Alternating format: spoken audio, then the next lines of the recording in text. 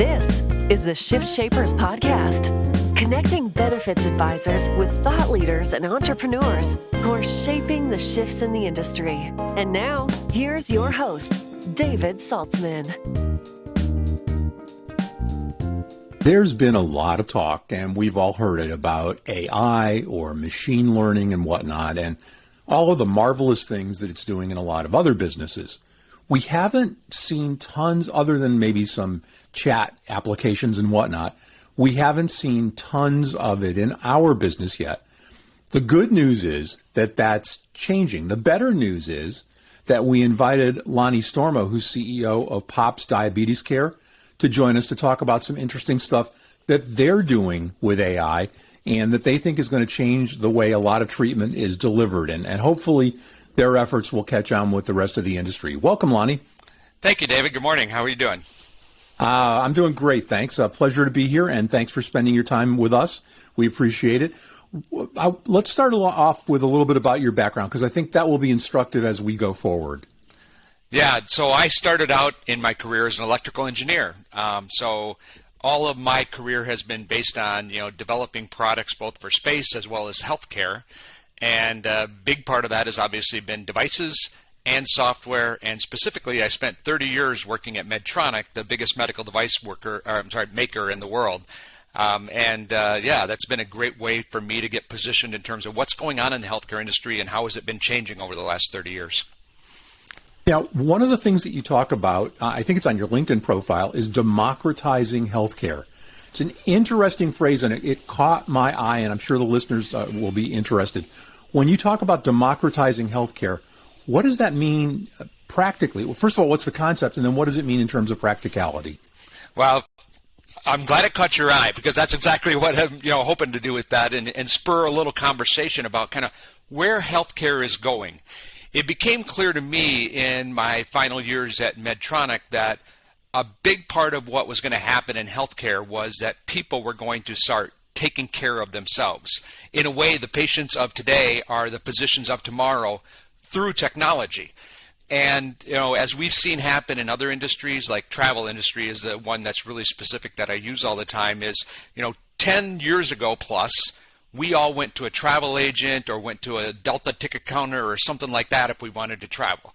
Today, nobody would even think of that. We completely book our travel, whether it's our flight or our Uber or our Airbnb, through our phone, and then we travel through our phone. We democratized travel. And the same thing is happening in other industries. And it was clear to me that it became inevitable that this was going to happen in healthcare too.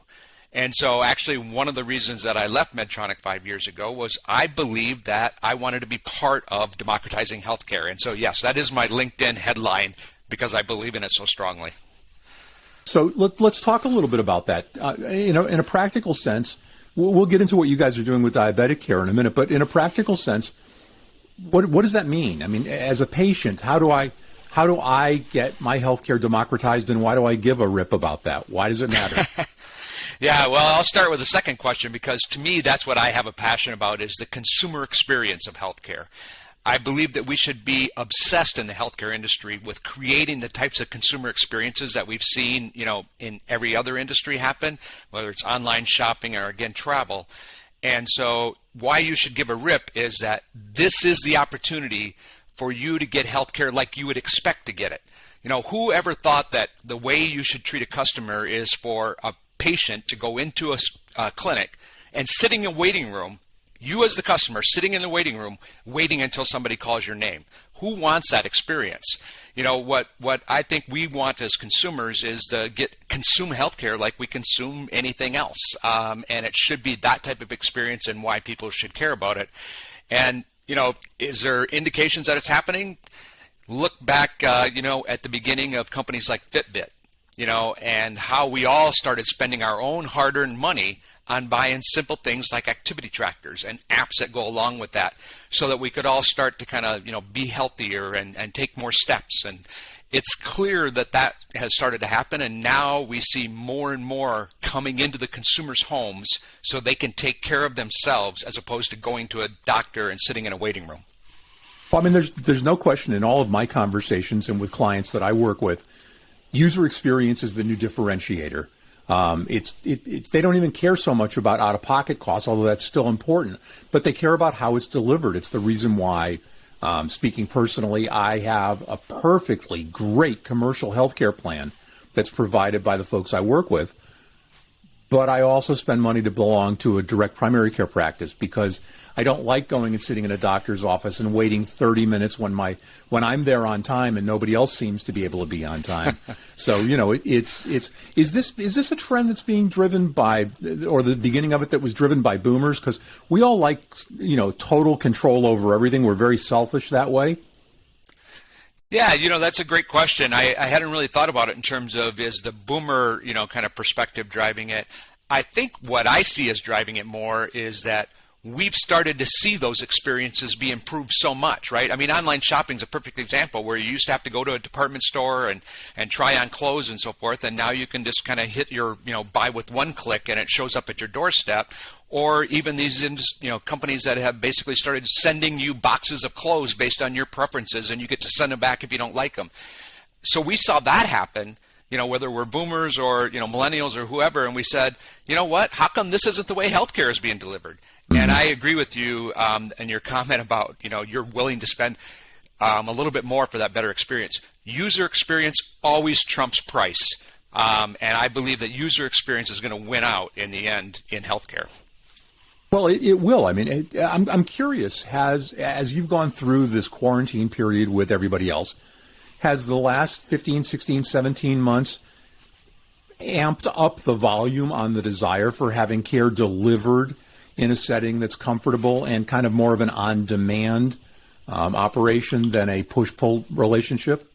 Yeah, I think you're absolutely right about that. I think that both consumers started to kind of accept it more, and that, hey, I don't have to go to a clinic. I can actually do this through a telehealth chat, or, I can get a COVID test delivered right to my home. I don't have to go to a processing center to get a COVID test done.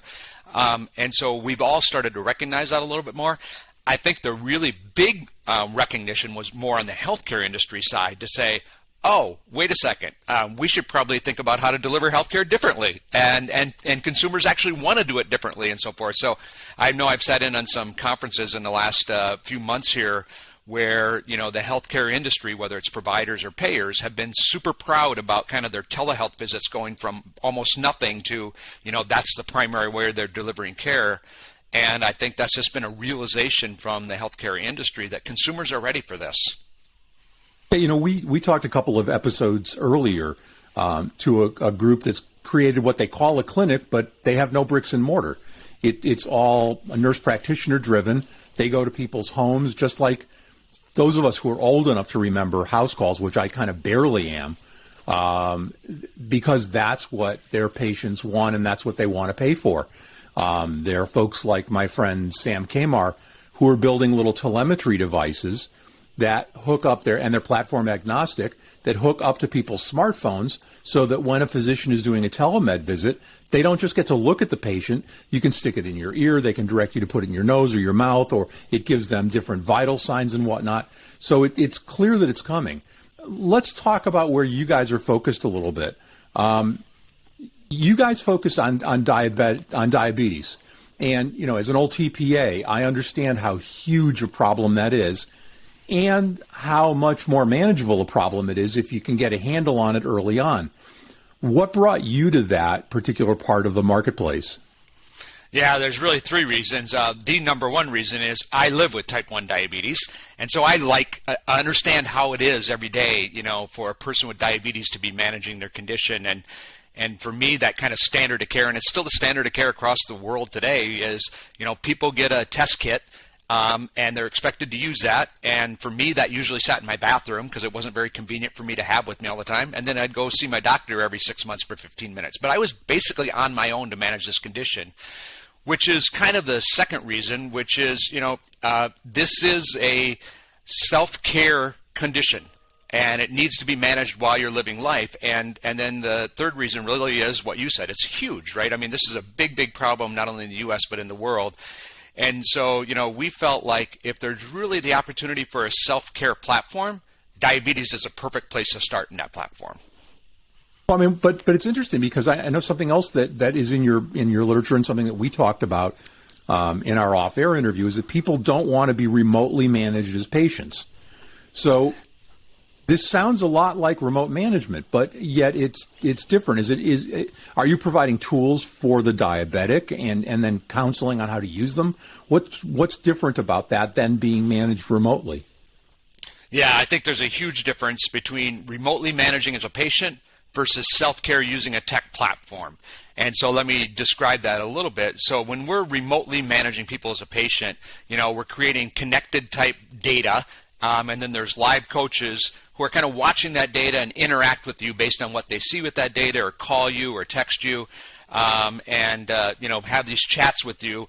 And self-management through a tech platform, which is where I believe all of healthcare is going to end up, beyond kind of letting go of kind of remotely managing people as a patient.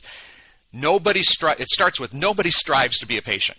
You can go around and ask anybody on the sidewalk today and say, do you want to be a patient? And nobody wants to be a patient. They just want to be a person living their life. And so, what we want to do is give them an experience that they can use and choose to use themselves to take care of themselves. And that's the difference in terms of we're not remotely managing anybody.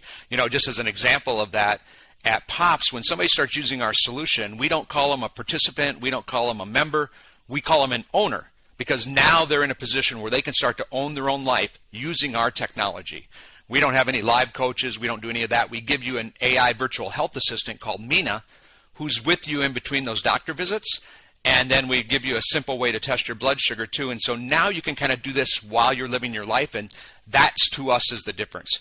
The one last comment I'll make about just in general kind of all the live kind of remote management of patients that we have going on, whether it's diabetes or something else you're dealing with, hypertension, etc., there's a lot of guilt that comes with that, right? Because we know that, we shouldn't have ate that, or, too much salt in that, soup, etc. Anytime you have somebody live watching you, that just adds to that guilt. There feels like there's a judgment going on, and who wants to kind of have that person watching over their shoulder? And so we think that's kind of the difference between remotely managing somebody, a patient, and taking care of yourself. So if I'm a diabetic and I'm using your platform, what happens? What's different in my day-to-day than has been there prior? Yep. So you don't have that test kit that's sitting in your bathroom, or that you need to pull out. There's 3 reasons people don't use those test kits. They're too big to carry around, they don't want to do the assembly process in front of people, and they hurt too much. We have a Rebel meter that basically replaces that. It's smaller than a cell phone. There's no assembly, so it's very discreet to use, and it hurts less. And then instead of a live coach or somebody watching you, we give you this virtual health assistant, Mina. And in a recent consumer survey, and it's kind of a more general comment, 85% of consumers said they're ready to use a virtual health assistant to manage their health. So we're providing that. Consumer demand, we're trying to meet that demand with a virtual health assistant. So kind of my everyday life now is, while I'm living my life, it's a lot easier to take care of my diabetes as opposed to ignoring my diabetes while I live my life. So does that data go up on the platform? I mean, is it just a tracking mechanism with some AI behind it? Yeah. Or so does the AI actually interact with you? Yeah, the AI is interacting with you, focused on kind of helping you reach the right behaviors. So and it's based on, one of the key things about, I think, AI virtual health assistants versus an app is that we need to think about this in terms of the science that's being used. So as an example, our virtual health assistant is built on the science of motivational interviewing. So motivational interviewing has been proven out in healthcare over the last 50 years in terms of a person kind of interacting with a patient and kind of asking them questions to get to see them the right behaviors they should be doing. Well, we digitize that. So Mina might ask you a question like, David, do you have a plan for your low glucose? So when you get too low, what are you going to do? And she's not just asking you that randomly. She's asking you that because you probably just had a low glucose measurement. So she wants to make sure you're thinking about that. And so now all of a sudden, as a person, I see a desired goal. And then by answering yes or no, I tell myself where I'm at compared to that goal. And if I hit no, I'm thinking, I wonder what I need to do to get to that desired behavior. And then Mina tells you what you can do if you want to hit that desired behavior. So it's kind of an ongoing, real-time, at the moment way to help you see how to be better. So when I come onto the plan, when I come onto the program, Does Mina use things like the Prochaska protocols to determine where I am and whether I'm ready to change or whatnot? Is there some kind of an AI assessment that's done up front so that you level off where this particular patient is in the continuum? Exactly. So not only do we use motivational interviewing, but we use the trans-theoretical model for change. And so there's, for people in healthcare, there's the categories of like pre-contemplation, contemplation, action, maintenance. Mm-hmm. So Mina is asking you some questions to kind of put you in one of those categories when you first register. And then as you continue to interact with Mina, she continues to change that. Mina's goal is to help you get to the final stage of maintenance and stay in that stage. So that's what a virtual health assistant kind of working with you on an everyday basis can do for you. Now, does Mina also remind you that you haven't seen an ophthalmologist in 3 years, or exactly? Yeah. So again, one of the desired behaviors that we've identified from the American Diabetes Association is a person with diabetes should get an eye exam once a year. So Mina's asking you, hey, David, have you had your eye exam in the last year? Again, desired behavior. You hit yes, and Mina congratulates you and makes you feel good that you do. You hit no, and Mina suggests an eye doctor near you that you can go to. Right, so those are the kinds of things that a virtual health assistant can do to help you out. One of the things that you mentioned earlier is that people tend to feel guilted when they're interacting in a regular practice environment if they haven't done something or whatever. It's interesting to me. I wonder, do people feel less guilty talking to an AI or working with an AI than they do with a real human being? At least the two data sources would say yes, they feel less guilty. So one is just in surveys in general, people feel more comfortable interacting with a digital, coach, if you want to call them that, or a virtual health assistant. And we've also asked in our survey data, and they also feel more comfortable with it. We had focus groups actually of people that were using other services that were using live coaches. And one of the comments that, I'll never forget is the person said, if I ate a donut this morning for breakfast because it's Friday morning and I want to feel, good about myself, and then I just don't check my blood sugar. Because if I check my blood sugar and I know it's going to be high, I know my coach is going to call me. And that's the last thing I want to happen. So that guilt, and we've also had physician advisors tell us, we know every day our patients lie to us. We know they're lying to us because they feel guilty about what they're doing. And so people less likely to lie to a digital assistant. That's fascinating. So we've got 3 or 4 minutes left. Let's take the conversation up a notch, and let's talk a little bit about how you see this playing out over the industry writ large. What else do you know of that's in development now or being rolled out, and where do you see this going? Because you made a pretty broad statement before, and I agree with you that you think this is kind of where healthcare is going to go. But what are you seeing in terms of practical stuff that's in the market or that is coming? Yeah, so there are definitely practical things in the market today, whether it's for physical therapy.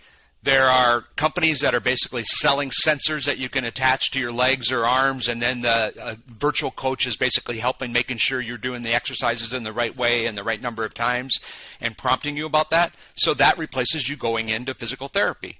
I've seen other things in terms of helping you through the fertility experience and getting pregnant, and then as you're pregnant, going through that, gestational period, and you have this virtual coach with you all the time, as opposed to worrying about, kind of talking to your doctor all the time. So I don't think we're to the point yet where these things are replacing any doctor visits, but I see a vision in the future where, think of it as 3 concentric circles. In the middle circle, 60% of healthcare, it's routine, and it's going to be done self-care through a technology platform like this. And when the virtual assistant says, hey, you need to get some help, you go out to the next circle, and about 25% of healthcare will be virtual. You'll have a chat like this with a doctor, and maybe they'll issue a prescription, et cetera, based on things like you said earlier, like sensor data coming into the doctor. And then probably only the last 10% of solar healthcare is going to be, I go into a brick and mortar clinic because I just need to get some diagnostic I can't do at home. That's where I think this is going. So is the offshoot that all 3 of those circles will be driven from the consumer in rather than from the physician out? I think that's exactly right. I think this is consumer-driven healthcare. Consumer demand is going to select which solutions work for them and which ones don't. and it's no longer going to be kind of what is the payer paying for or the provider providing as much as what the consumer wants. And then it's their choice if they want to take that next step in the circle and engage with the doctor. Since you mentioned the evil word paying for, just a quick question. At least in your situation, what's the delta between using a system like this and the old system? There's so much interest in partially self-funded plans, and people are finally starting to see the claims data and the money behind the curtain. What's the difference besides the customer satisfaction, the user experience, and all of those soft costs? So I think there's a lot of data that's starting to come out that says when people self-care using tech platforms, they overall lower their claims costs, right? So that's good for the payer, that's good for the self-insured employer and or whatever patient pay is happening. An example, our data says that people take better care of themselves long-term if they use a nice consumer experience that they can use while they're living their life. And so I think once we start to get more of this self-care implemented, we're going to see costs in general come down. Lonny Stormo, CEO of Pops Diabetes Care. Lonny, thanks so much for sharing your expertise. We hope as this all rolls out, you'll come back and share your success and where the future's taking you with us. Yeah, thanks, David. It's been a great conversation. I'd love to come back.